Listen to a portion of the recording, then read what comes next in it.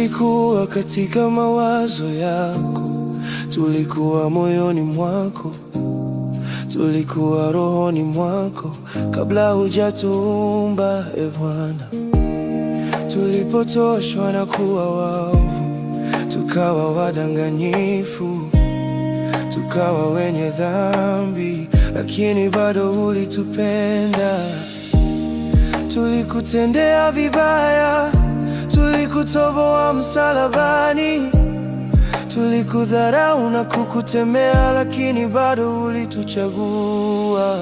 Pumzi yako iko ndani yetu, Roho yako yu pamoja nasi. Yesu, sisi ni wako. Pumzi yako iko ndani yetu,